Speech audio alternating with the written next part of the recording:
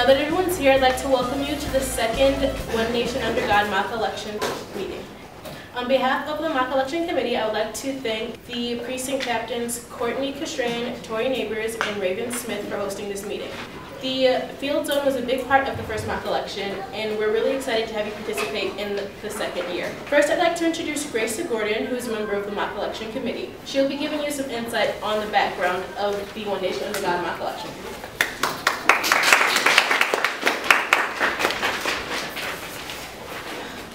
First, I will go through a little history on the mock election.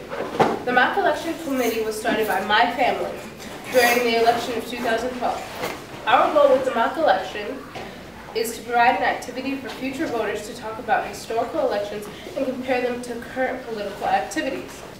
This year, the focus is on crossing demographic lines to create a relationship. So, we invited people over the age of 62 to work with us. 6 precincts are working to include more senior citizens. To list a few: Co-op in the City, ACE, Academy, Palestra, and here, the Field Zone. Thank you. We're looking forward to an exciting year. Thank you, Grace. Before City Clerk Banks speaks to us, Kyle Mitchell is going to give us a brief history of Southfield. Please join me in welcoming Kyle to the stage.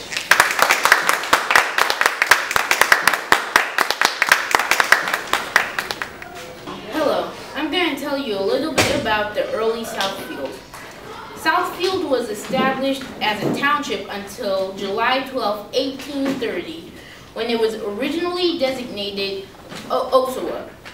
On July 29, 1830, the name was changed to Southfield. The first annual meeting of Southfield Township was held on April 4, 1831, at the home of Benjamin Fuller. At this meeting, it was resolved that town meetings would be held annually. The Fuller House remains standing on Civic Center Drive, north of Telegraph.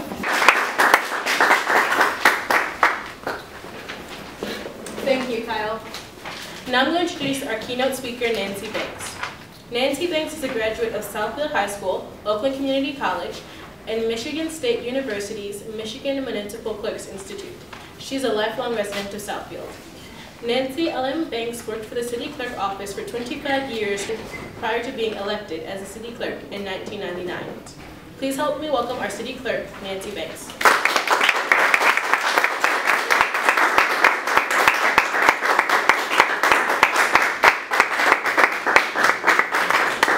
Got quite a group here. First of all, I'd like to say thank you for inviting me to the event this evening. As you heard, my name is Nancy Banks, and I am the City Clerk of this wonderful city of Southfield. And I have been involved, believe it or not, in elections. Are you guys ready? Like over 46 years. Wow. In fact, my beginning in elections and also in politics began when I was in high school. I was in 10th grade, and we had council day, and we were allowed to run for office, and we could run for either the mayor, the clerk, or the council for the city of Southfield. And if we won, we then were able to spend a day with the elected official. I remember going home and telling my parents that I wanted to run for city council, and I was going to put this whole campaign together. And they said, well, you know, Nancy, we don't have any money to do this. You're going to have to be creative and think outside of the box. And coming from a family where my father worked very hard, long hours, my mother was a stay-at-home mother, I had a brother who was handicapped and a little sister, I knew that I had to be creative if I wanted to win. So I went to some of my favorite restaurants along Telegraph Road and some of the businesses, and I said, I want to run for office, and will you help and support me? And they gave me different pieces of paper, colored board. I got magic markers from my house, and I ran for city council at the time, and I won. In fact, I was the highest vote getter. I made lapel pins and I said vote for Nancy Banks. And then I had the opportunity to spend the day with my city council at City Hall, and I said, you know what, I think one day I want to run for office. And I thought it was going to be city council, but it ended up I ran for city clerk. So my beginning with the election process really began when I was in high school, and it sparked my interest because I realized how important every vote was. And in my race in high school, my race was very, very close, and I think that the person who lost underneath me only lost by 25 votes. So if 25 more people had come out and voted for that person, I don't know, maybe I wouldn't be where I'm at today. You know, it's a right and a privilege to vote, and a lot of people take it for granted. And I hope each and every one of you encourage your parents to get out and vote. And let me tell you, in the city of Southfield, for a presidential election, we have about 50,000 ballots that are processed. Now, I brought a ballot to show. Can you imagine counting every single vote on 50,000 pieces of paper? I remember way back when we had the piece of paper. I started work 4 o'clock in the morning, and I didn't get home until 6 o'clock the following day because we were still counting. And my parents says, you have to come home, enough is enough, you know. You haven't even had any sleep, so. So we went from paper to the machines to the punch cards, and now we have the optical scan ballot, which is a machine. When you get your ballot, you color in the oval, and then you enter the ballot into the tabulator, and then the tabulator will read the votes and tally it for you. So we've come a long ways over the year from the paper ballot to the optical ballot. We have an election coming up in November. Does anyone know what election this is? For the governor? For the governor, very good. I say we have 4 different election types in the city of Southfield.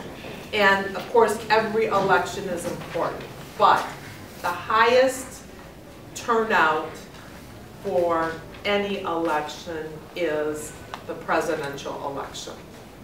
And I'm proud to say that in Southfield we have 89% of our population that comes out to vote.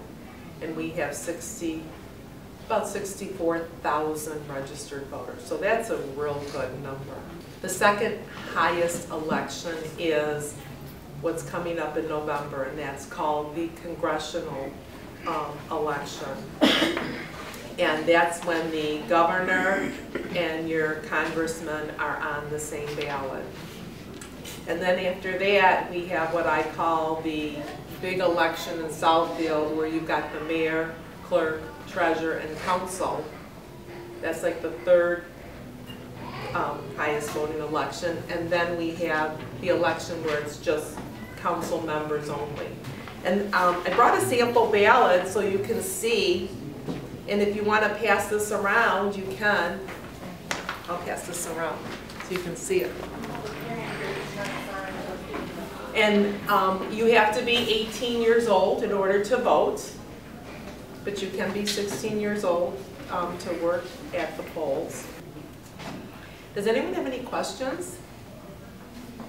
Yes? What is the hardest part about your job?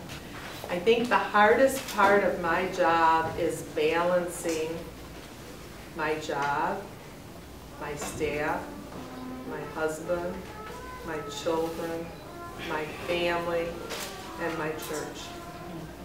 There's only so many hours in a day. And I usually am up 5 o'clock in the morning, and I have to take my brother to work every day. And if I work late at night, it just depends if I have to go to a church event afterwards. So that's the hardest, is trying to juggle and balance time so I can be with everyone and enjoy everyone. You're welcome.